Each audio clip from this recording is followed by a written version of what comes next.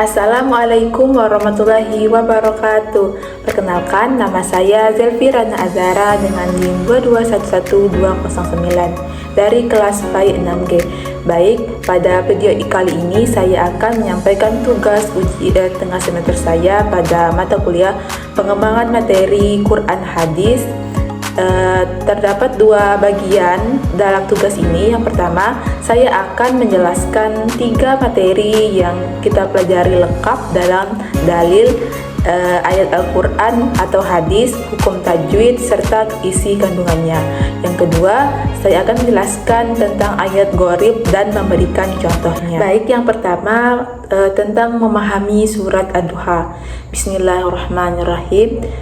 Wadduha wallaili idza saja ma wadda'aka rabbuka wa ma qala walal akhiratu khairul laka minal ula falasawfa yu'tika rabbuka fatardo alam yajidka yatiman fa'awa wa wajadaka dhalan fahda wa wajadaka ailan fa'aghna fa'ammal yatima fala taqhar wa ammas sa'ila fala tanhar wa amma bi ni'mati rabbika fahaddis.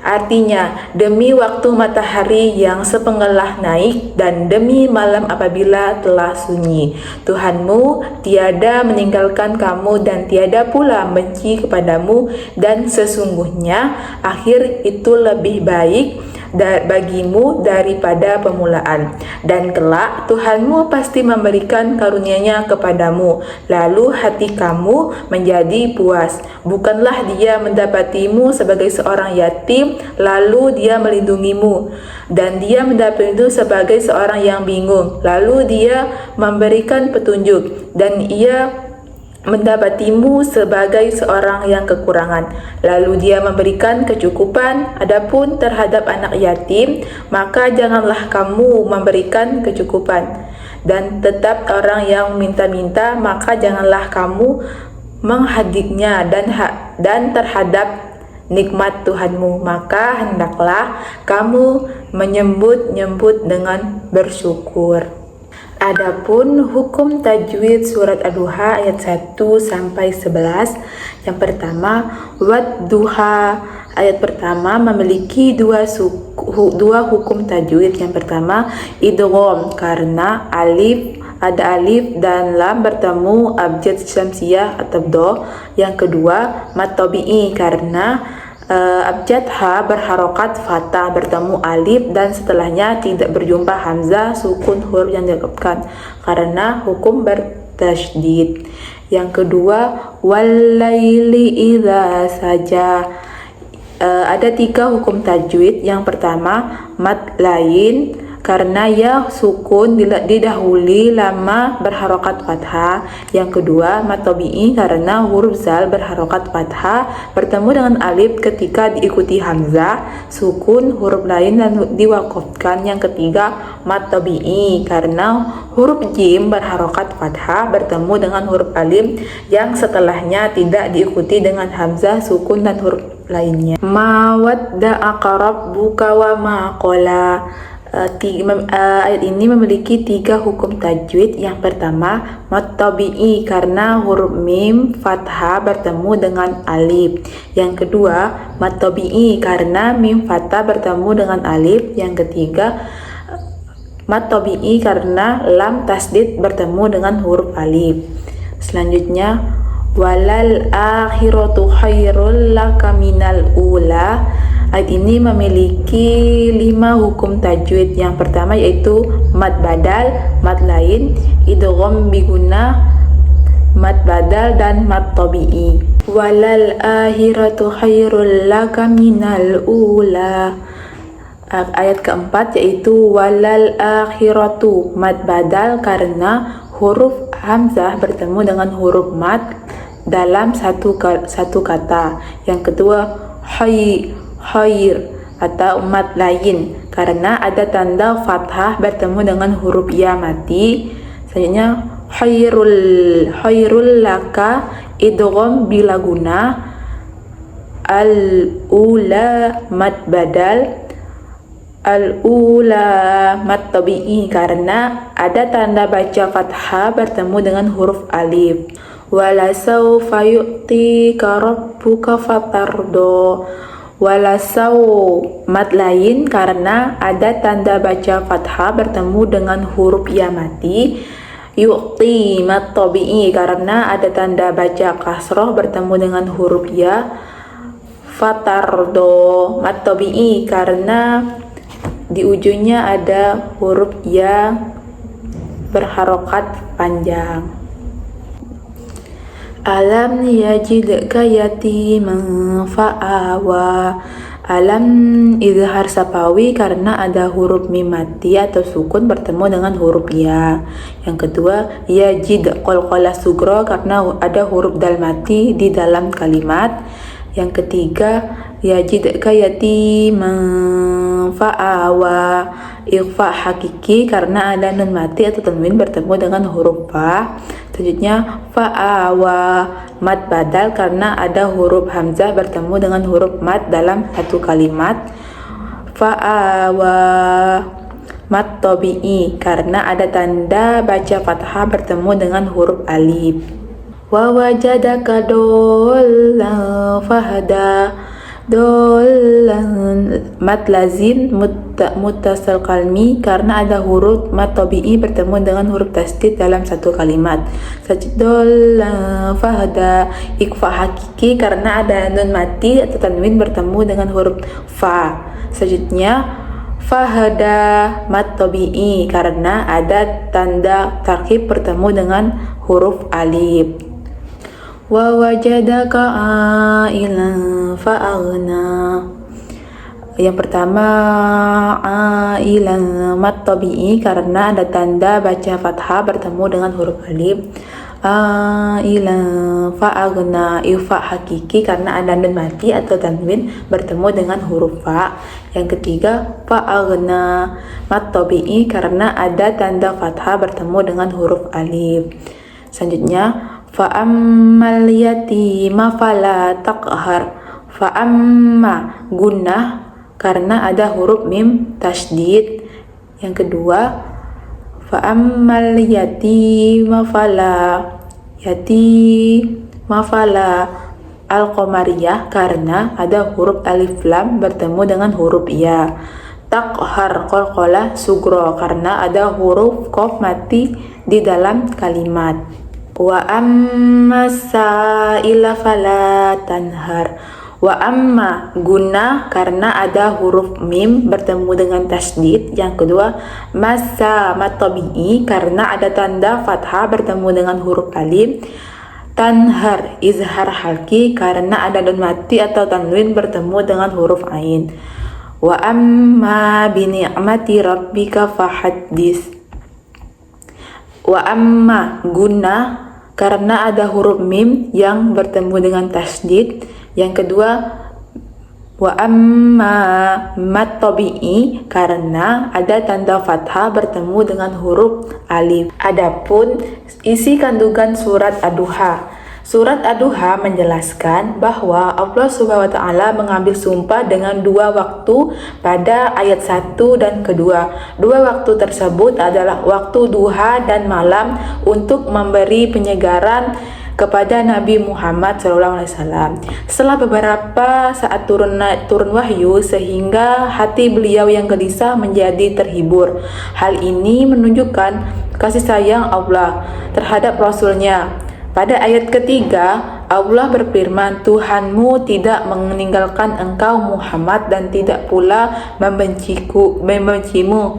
Pada ayat ketiga ini, Allah SWT menyatakan bahwa Dia tidak meninggalkan Nabi Muhammad dan tidak pula membencinya. Allah tidak melalaikan setelah membimbing dan mengurus Nabi Muhammad. Allah senantiasa menurun dengan sebaik-baiknya dan mengangkat derajat Nabi Muhammad. Selanjutnya, pada ayat keempat, Allah Subhanahu wa taala menyatakan bahwa akhir lebih baik daripada permulaan. Artinya, kehidupan akhirat adalah lebih utama daripada dunia. Nabi Muhammad SAW adalah orang yang paling zuhud terhadap dunia. Sebuah riwayat menjelaskan bahwa Nabi Muhammad tidur beraras pelepah kurma sehingga membekas di punggungnya. Nabi Muhammad adalah manusia yang paling mulia di sisi Allah. Oleh karena itu, Allah berfirman bahwa surat Ad-Duha ayat 5, dan sungguh kelak Tuhanmu pasti memberikan karunia-Nya kepadamu sehingga engkau menjadi puas. Ayat kelima menjelaskan bahwa Allah SWT memberikan karunia yang besar kepada Nabi Muhammad. Beliau diberi hak untuk memberi syafaat kepada umatnya. Hal ini tidak pernah diberikan kepada Rasul yang lain. Pada ayat ke-6, Allah mengingatkan bahwa Nabi Muhammad ketika lahir dalam keadaan yatim, Allah melindunginya dengan banyak orang yang merawatnya. Masa kecil Nabi Muhammad yang selalu berpindah-pindah asuhan hingga menjadi mulia dengan diangkat oleh Allah menjadi seorang Rasul. Selanjutnya, pada ayat ke-7, Allah memberikan petunjuk kepada Nabi Muhammad yang bingung. Nabi Muhammad sebelumnya bingung dengan keadaan kaum jahiliyah. Pada waktu Allah memberikan petunjuk dengan datangnya wahyu, yaitu Al-Quran. Al-Quran datang sebagai petunjuk sehingga kebingungan Nabi Muhammad hilang dan beliau dapat memimpin umatnya. Selanjutnya, pada ayat ke-8 dijelaskan kondisi Nabi Muhammad yang sebelumnya miskin, lalu diberikan kecukupan. Bentuk kecukupan beliau dengan usahanya, harta, dan istrinya Khadijah. Dari kecil Nabi Muhammad dilindungi oleh Allah dan diberi petunjuk olehnya. Semua itu adalah nikmat yang telah diterima. Pada ayat 9 sampai 11, Allah memberikan untuk peduli sosial. Allah melarang bersikap sewenang-wenang terhadap anak yatim sebagaimana Dia telah melindungi Nabi Muhammad. Terhadap anak yatim, kita hendaknya bersikap lemah lembut dan tidak menghadikannya umatnya agar tidak tersesat. Juga mengingat kepada Nabi Muhammad yang telah memberikan kecukupan dan kekurangan untuk bersikap tidak sewenang-wenang terhadap peminta-peminta atau orang miskin. Ayat-ayat yang terakhir memberikan umat Islam untuk mensyukuri atas segala nikmat yang diberikan dengan tindakan nyata dalam kehidupan. Salah satu sikap yang mensyukuri nikmat yang Allah berikan yaitu dengan bersedekah. Yang kedua, memahami isi kandungan surah Al-Insyirah. Bismillahirrahmanirrahim. Alam nashrah laka sadrak wa wada'na anka wizrak allazi anqadha zahrak wa rafa'na laka zikrak. Fa inna ma'al usri yusra, inna ma'al usri yusra, fa iza faraghta fansab wa ila rabbika farghab. Yang artinya, bukanlah kami telah melapangkan dadamu dan kami telah meninggalkan daripada bebanmu yang memberatkan punggungmu, dan kami tinggikan bagimu sebutan namamu, karena sesungguhnya kesulitan itu ada kemudahan. Sesungguhnya sesudah kesulitan itu ada kemudahan. Maka apabila kamu telah selesai dari suatu urusan, kerjakanlah dengan sungguh-sungguh atau urusan yang lain, dan hanya kepada Tuhanmu lah hendaknya kamu berharap. Adapun hukum tajwid surat Al-Insyirah. Alam nashrah laka sadrak. Alam ma izhar safawi, karena ada nun mati atau tanwin atau sukun bertemu dengan huruf nun. Sadrak qalqalah sugra, karena ada huruf dal mati dalam satu kalimat. Wa wada'na anka wizrak. Angka ikfa hakiki, karena ada nun mati atau tanwin bertemu dengan huruf kaf. Allazi anqadha zahrak. Angkodo ikhfa hakiki karena ada nun mati bertemu dengan huruf qaf. Fa inna ma'al usri yusra. Fa inna guna karena ada nun mati yang bertasdid. Ma'al usr alif lam qamariyah karena ada alif lam bertemu dengan huruf ain. Yusra mad iwad karena ada mad tabi'i di akhir kalimat. Inna ma'al usri yusra. In guna karena ada nun yang bertasdid. Ma'al usr al-qamariyah karena ada huruf alif lam bertemu dengan huruf ain. Yusra mad iwad karena ada huruf mad tabi'i di akhir kalimat. Fansob ikhfa hakiki karena ada nun mati atau tanwin bertemu dengan huruf shad. Fansob qalqalah kubro. Pada ayat ke-8 fargob qalqalah kubro karena ada huruf ba mati yang berada di akhir kalimat. Selanjutnya saya akan menjelaskan tentang isi kandungan surah Al-Insyirah ayat 1 sampai 8. Ayat pertama, Allah menyatakan kepada Nabi Muhammad SAW dengan pertanyaan bahwa sesungguhnya kami telah melapangkan dadamu dan kami memberikan cahaya sehingga dadamu menjadi lapang dan luas. Ayat 2 dan sampai 3, Allah telah meringankan beban Nabi Muhammad. Maksud beban di sini ialah kesusahan-kesusahan yang diderita Nabi Muhammad dalam menyampaikan risalah. Ayat keempat, Allah memberikan penghargaan kepada Nabi Muhammad atas kesabarannya dalam melaksanakan risalah dakwah. Ayat ke-5 sampai ke-6, Allah menyatakan bahwa di setiap kesulitan akan datang kemudahan. Allah menyampaikan hal tersebut untuk tidak ada kesulitan yang tidak dibatasi selama manusia memiliki semangat untuk keluar dari kesulitan dan selalu bertawakal kepada Allah. Ayat ke-7, Allah mengingatkan kepada Nabi Muhammad dan umatnya agar tidak cepat puas dengan hasil usahanya dan menyelesaikan urusan yang lain. Dan ayat terakhir, ayat ke-8, Allah mengingatkan kepada Nabi Muhammad dan umatnya agar senantiasa bersandar dan mohon pertolongan hanya kepada Allah. Jika tidak, berarti orang tersebut disebut dengan kafir. Selanjutnya, yang ketiga, hadis tentang menuntut ilmu.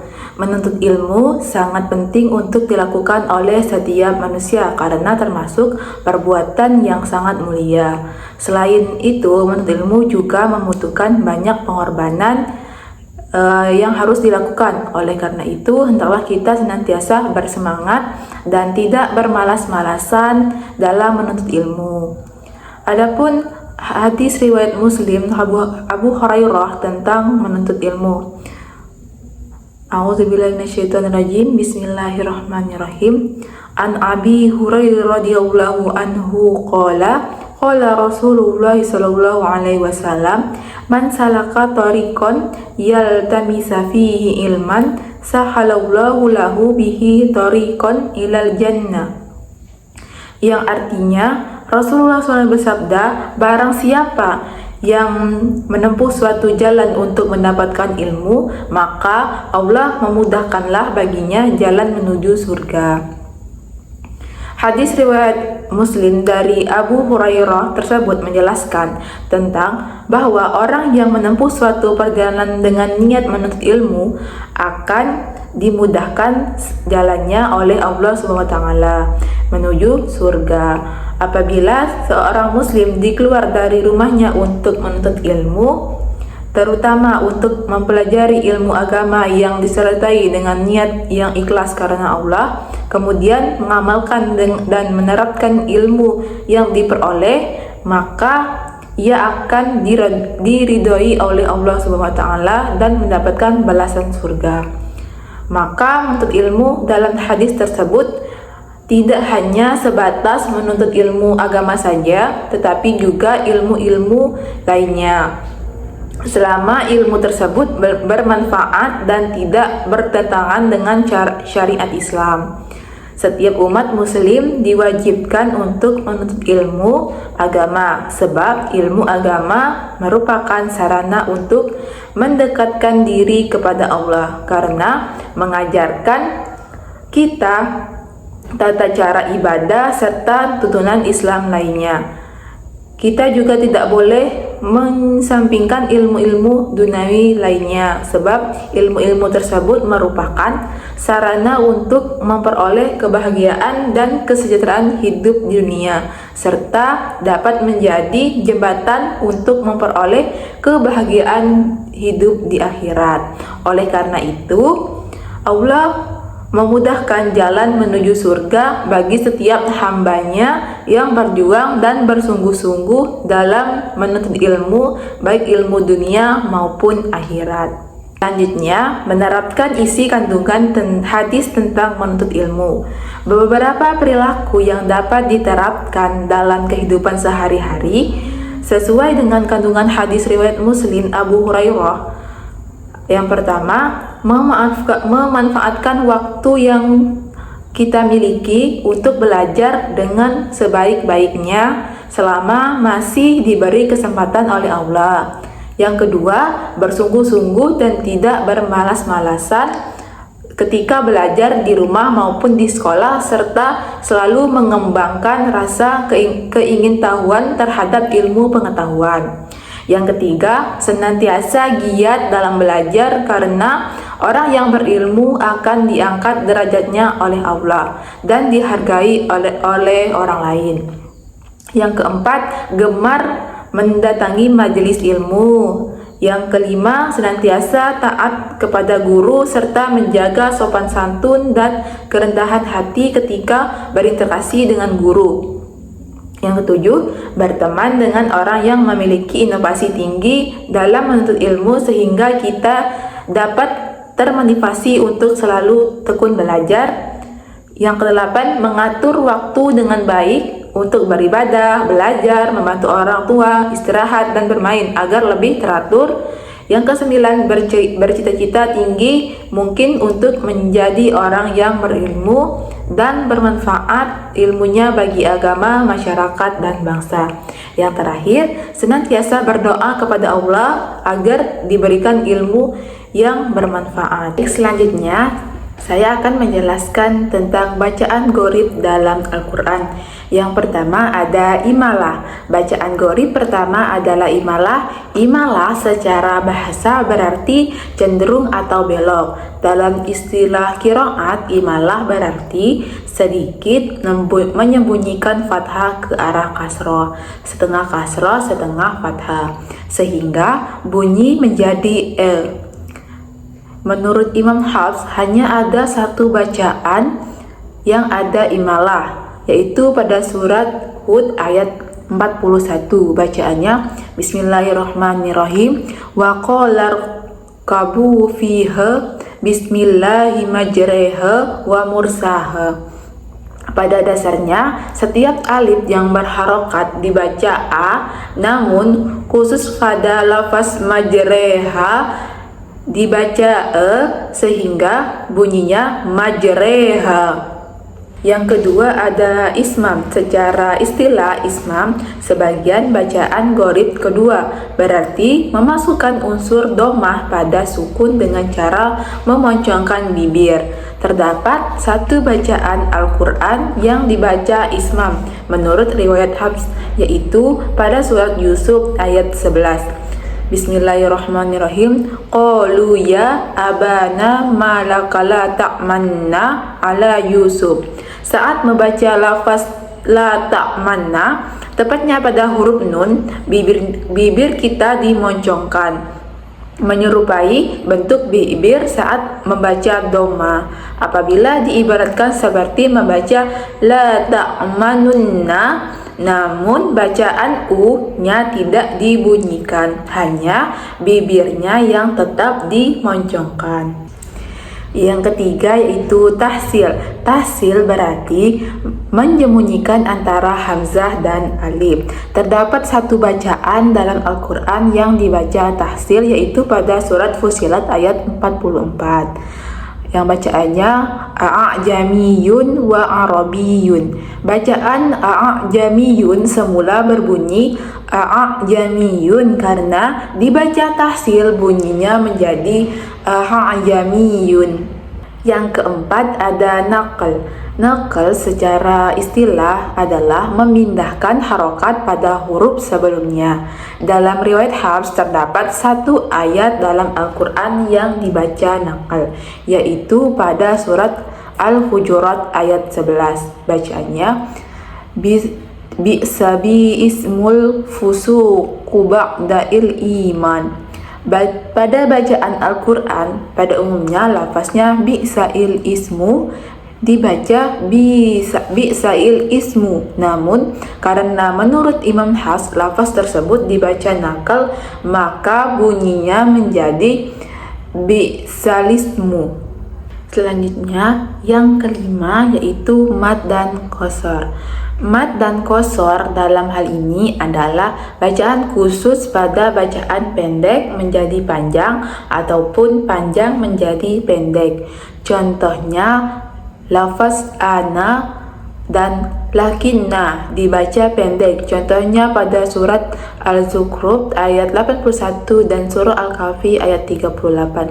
Bacaannya fa'ana awalul abidin lakinna wa huwa rabbi.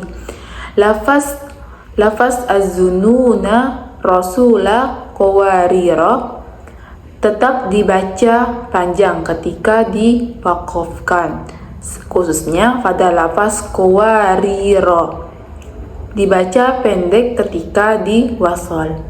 Itu saja jawaban soal UTS yang bisa saya sampaikan. Kalau ada kata yang salah saya mohon maaf, kepada Allah saya mohon ampun. Saya akhiri. Wassalamualaikum warahmatullahi wabarakatuh.